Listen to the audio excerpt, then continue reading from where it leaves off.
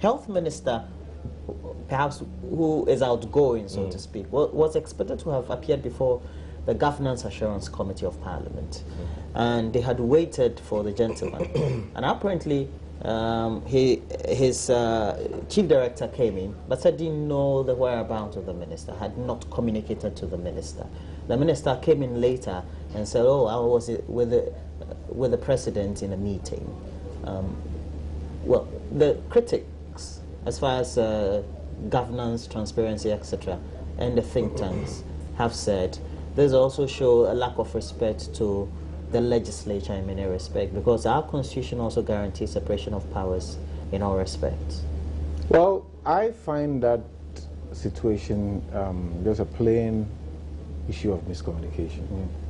You know, if the chief director said, you know, his boss's whereabouts, the fact of the matter would be, when was the last time you communicated with your boss? When was the last time? At least you would have established that he was in the office or was preparing for a meeting, as this turned out to be. Understand? So it's miscommunication, and these are basic and mundane, you know, and it shouldn't happen. If he cannot make an appearance before the House, He can't make it. Yeah, he cannot make it, but it must be communicated. communicated. Don't let them sit down 2 hours waiting for you. You understand? And therefore, that should be bridged. These are things that do not have to be problems. It's about communication. Pick a phone and call. Where are you? Oh, I'm here. You are supposed to appear before this committee. Well, I have another meeting with the president as planned. I'm supposed to be there at this time. Communicate. That's it. And then the story will end. But this issue of not communicating, I can't find my boss. I mean, in this modern day and age, when we are using... Doesn't speak well. Yeah, when we are using about 100 megahertz to charge your phones and you can't make a phone call. I mean, I find it very interesting. Well, you have said, you've also said, it's megawatts. All right.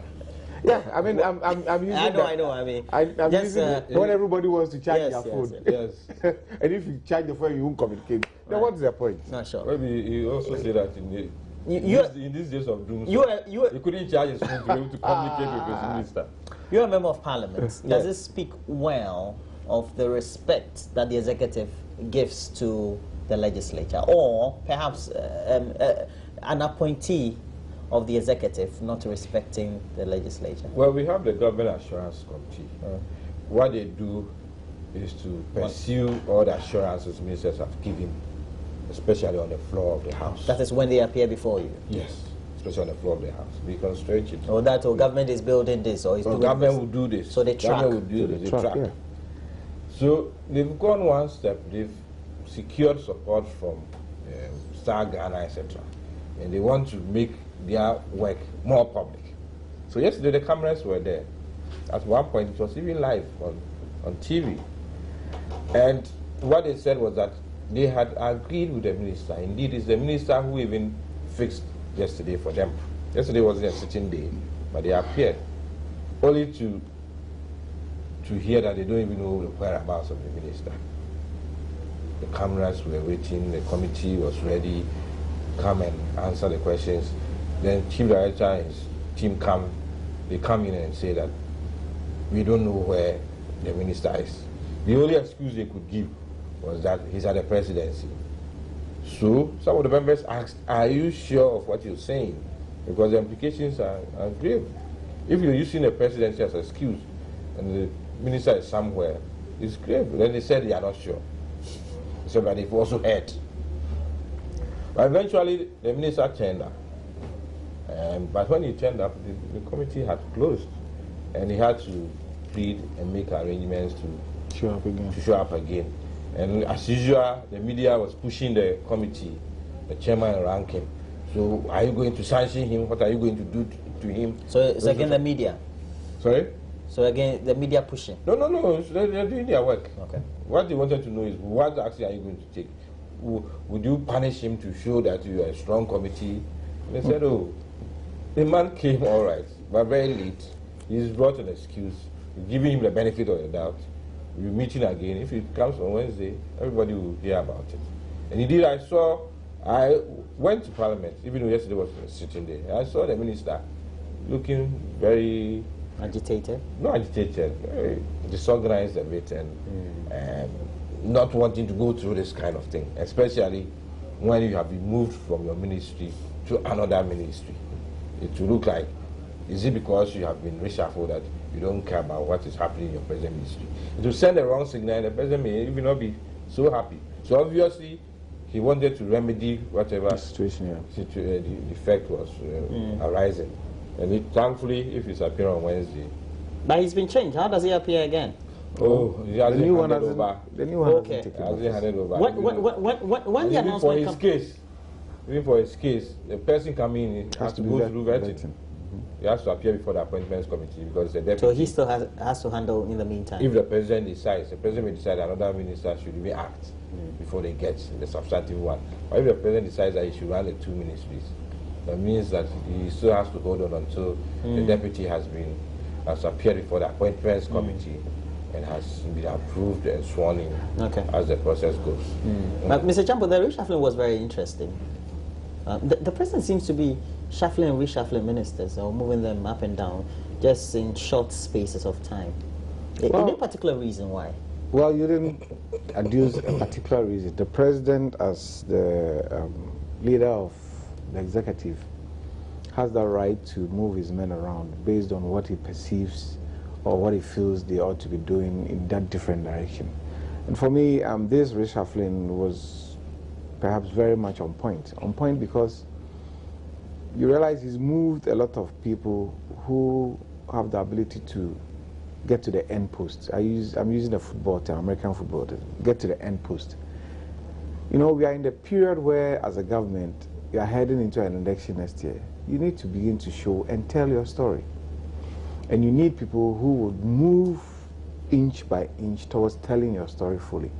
And you need people who have done things and can still do things within this short space of time to be able to tell that story. And therefore, if you see how he moves people around, he wants to tell that story. That's why he's brought someone like Collins Dada to local government, a very vibrant, big ministry, where he can push things and get things done in a certain way. He's moved the Minister from Health to Works and Housing. His background is that of a development specialist, so he can understand and appreciate some of the things that go on there. He's moved Alex Sebefia from Deputy Defense to Health. Alex has a legal background, you know, and Alex has been a Deputy Chief of Staff. He can get things done in a certain way. Looking also at the legal points as far as the medical, the health sector is concerned. You know, so all these moves are to tell the story. And I think it's important that he does that, because if you don't tell your story very well, you leave the voting population in a ledge. What story do you tell? You have communicators. Yes, telling the story by communicators is one thing. Telling the story by actions and deeds that have been done on the ground is another. You need to marry the two. How does the minister? Yeah, you need to marry the two. If you say you developed this number of schools, having made that pronouncement, we should see the fact that these number of schools are being delivered. If you say you built this health centers, we should see that they are there for real. That is the show and tell aspect of it. If you say you've constructed roads, we should have the roads there for people to see. Those are the critical things that a government needs to do. And therefore, it's important that you tell this story by bringing people who are action-oriented and can push that agenda forward. The reshuffling, what does it tell you about the mindset of the president? His state of mind, so to speak. These are governance issues, and probably we need to find out how they do it elsewhere. But obviously, it's a bit worrying if you get one person being sent around so many places. Rolling Stone, you gotta know most.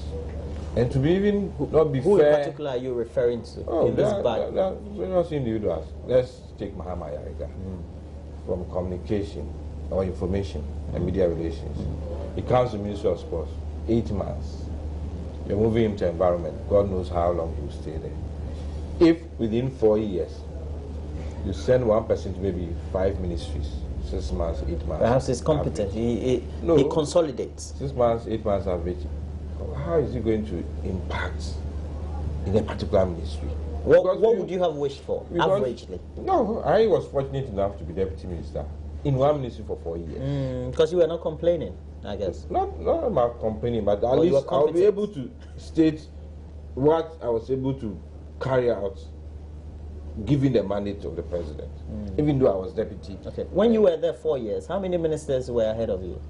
Only 3. 3. So you were there in 3. One was reshuffled. You're a game player. No, one was reshuffled. The other one had to resign because he was going to fight for presidential candidate, which the president couldn't do anything about it. And the third one stayed till the president's term ended. Okay. That is what happened. But what I'm saying is that apart from the effect on the individual, we should also look at the effect on that institution. It's not people say sports. Some had to go because of scandals. Some had to leave because of reshuffle. But people forget that in the Ministry of Health, they are getting their 7th minister. So would you say that people call and say, what is 7th minister in about 7 years? Yes, what is it about sports that they are changing like that? But then I ask them, so what is it about health? Or interior, where Mark Oyengo is the 6th minister. And if the president has not finished his reshuffle, he may even decide that Oyengo go here, somebody else should come. For a practitioner, it's worrying. I always say that it makes serving in government even a bit difficult, because I will not enjoy that kind of situation. You mean under the NDC? It's difficult serving? No, government. It's government. Government. I will not enjoy a situation where anytime there's reshuffle, I'm moved. Every time I see new faces, I look for a new team. I have to manage a team. The moment I start settling, they say, go and how does it work? If you're a new minister, or let's say you're an individual who is put into a certain new position, what do you come with your own mindset and the way you want to do Yeah, but things? you go and meet a team, and if you're not comfortable with the team, maybe ask the head of civil service to do something about it. But it's a matter of settling, taking off, and then you have to pack again. I always say that even during the MPP era, those who were touted as best ministers, they were the ones who stayed in ministries for quite some time. There's no way you can come the 8 months and say that you've come to change things so much. Probably minimum 2 years, you would have set things in motion. Even if you have to leave, the person who assists you, if he's also diligent, will see to the end of it. Otherwise, this whole issue of few months in one ministry, one ministry, it could be on your CV that you've moved from here to here. But in corporate world, they will ask you questions. How come you are not loyal? Multimedia, the next you don't moment make you are in Peace FM, the most moments they say they've opened a new it means you are versatile. Exactly. You never know. It's the bankers who do that. They always poach them and they are jumping from one bank to another. Maybe it will be good for their CV. For a minister, you may end up not showing results. And the challenge then is that elsewhere, how do they do it? And number two, does the president decide that go here, barring any scandals or anything, minimum 2 years, go and achieve this target for me, and then move on? It will be fair to both sides. Let's say, Champong, how would it work that you have 4 years and you let one person be in the ministry for 6 months, and the next person comes 8 months? Well, there's a scandal for the next one, and so he's not able to also survive. But you give somebody the last year for the end of the term. I think this very issue has been discussed before, and the late President Mills summed it up, that he is a captain of the team. He decides who plays where. What if the captain he's the coach. What if the coach makes wrong choices? Well, or even wrong calls. Well, the coach is lucky because he can make more than 3 substitutions. I ended up having my team Chelsea losing against PSG. Well, that is you and your Mourinho. That's fine. But in politics, the coach makes the decision based on what is exigent, what is important at a particular moment. Look, you could be sent to a ministry as a stopgap measure. Wow. Yes, that's politics. That reminds me of plumbing. You could be, you could be sent there as a stopgap measure. That's just temporary, easy to just block. Exactly. And you see, mind you, moving ministers around is also about training them in leadership, in various roles. Well, you should be a leader before you become a minister. Yes, but you see, you face different things, and your attitude towards different things enables you to chart a clear path of leadership. I'm saying this because, look, if you are moved at a ministry, having served in a previous sector, you know what is mundane. You know how to write a minute. You know what to do with issues. You know that when an issue like this breaks out, you consult somebody or call the Attorney General on this issue. These are mundane things you do. But you see, you don't lose sight of the end game that we are playing, that you need to achieve this. So you just move things on. What attribution then would you make to the former sports minister, Mahama Yariga? He didn't consult? It's not a question of he didn't consult. Perhaps the president in his wisdom thinks he needs him at the environment. Right. There are legal issues that are breaking out, and maybe his background as a lawyer comes in handy. You understand? So it's not just like just moving them around for moving. So you move them around for very strategic. Say, Champong, I love the way you've communicated this whole thing about the reshuffling. I wanted to ask you whether you're part of the team that did the It's the presidency, so maybe he advice. But this issue of instability should be addressed, because if you come and tell the whole world that this is what we are doing, give deadlines, and you're not there, is it fair for us to say that you haven't met your deadlines? Ministry of Sports. Yeah. Because we need a new law to run sports. Because the last few weeks he was going around some of the sports facilities. We have pushed him that when are you bringing even the sports bill to Parliament? Yeah, but the new person doesn't stop. There's nothing that stops the new person from pursuing that agenda. But we've had this for the past 6 years. That is true. But the new person can how say, long did it take this for is you important to do, so let me achieve How this. long did it take you for you to bring YEA to Parliament? All right. Well, Obi it didn't take me Amwa that long. Osebo Nsuama is the Member of Parliament for Kwapim South. He's a legal practitioner as well, and we also have the Executive Director for the Youth Entrepreneurial Agency, and we say thanks. Employment Agency. Oh, okay. Youth Employment Agency. Made it simpler. Youth Employment. Yeah. How do we show the acronym? Will be Yeah. and yes. Yeah and yes. Biblical, yeah. Yeah. Well, so the Executive Director for and Kobe Champong. It's the joy. It's just like, What's just like you people say good man. good man? Good man. Just good. Well, we're taking a break. When we come back, we'll be wrapping up with the show for the morning.